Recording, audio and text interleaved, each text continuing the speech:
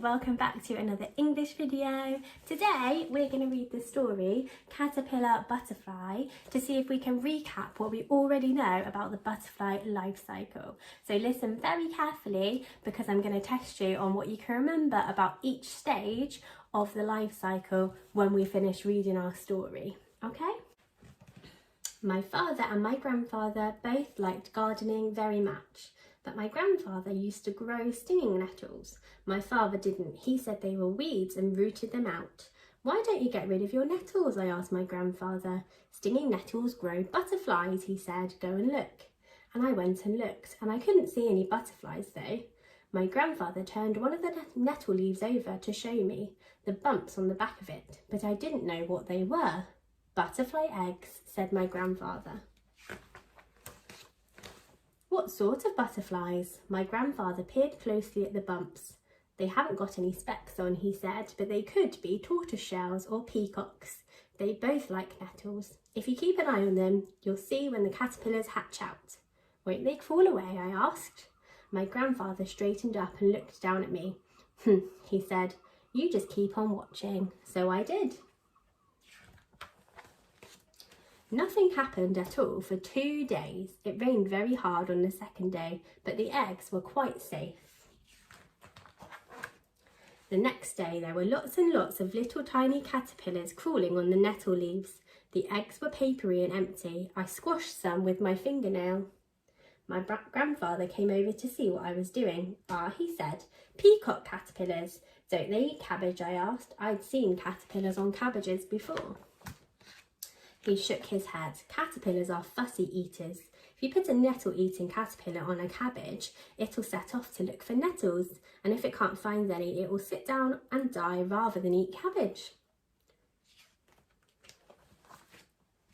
I looked at my peacock caterpillars. They were all together in a little crowd, eating as fast as they could. Won't the birds eat them? I asked. Couldn't we cover them up? No need, said my grandfather. Caterpillars that don't hide away are really saying, I'm poisonous, keep off, and the birds know that. He pulled his pipe out of his pocket and very, very gently nudged one of the caterpillars. It curled itself up at once and fell off the leaf. There, he said, even if something does come along looking for a snack, the caterpillar might escape.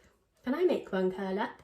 I stuck my finger out. Don't touch them, my grandfather says. Some spiny caterpillars can give you a rash, and other kinds leave a nasty smell on your fingers. Besides, you might hurt them.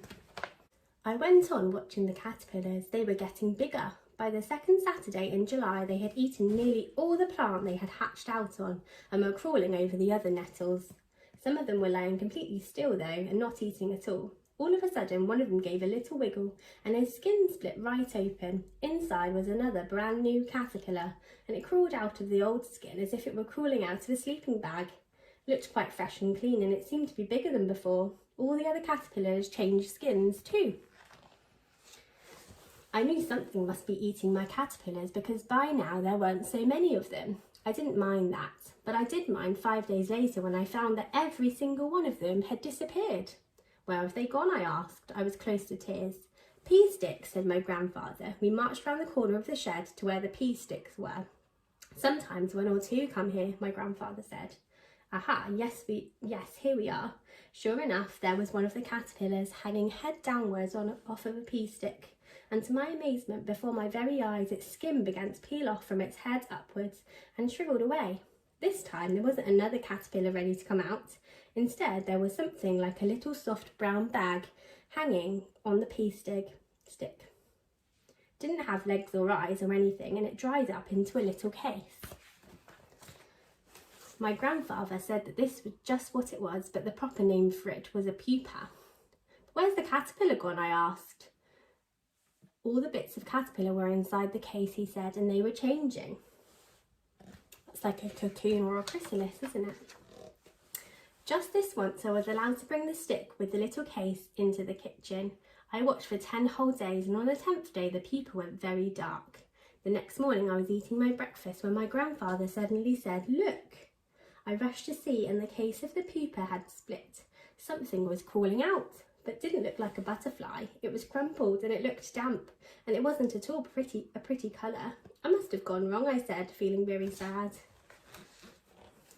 Very gently, my grandfather lifted the stick and put it on the window ledge in the sunshine. The creature crawled slowly up the stick and stopped. Little by little, it began to stretch out. It was just like watching a flower unfolding itself, only it had wings instead of petals. Here it is. And the wings began to tremble and to shine in the sunlight, and then suddenly there it was, a real butterfly with spidery legs and its wings spread right wide open. It was so lovely that I couldn't say anything at all. Then its wings fluttered off and it flew into the garden. The very newest butterfly there. Here are all the different butterflies. The end.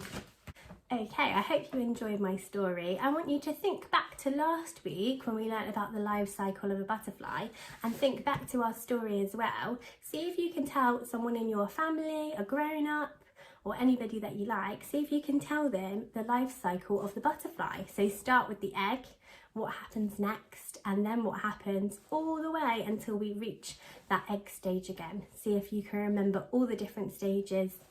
I hope you enjoyed. Bye!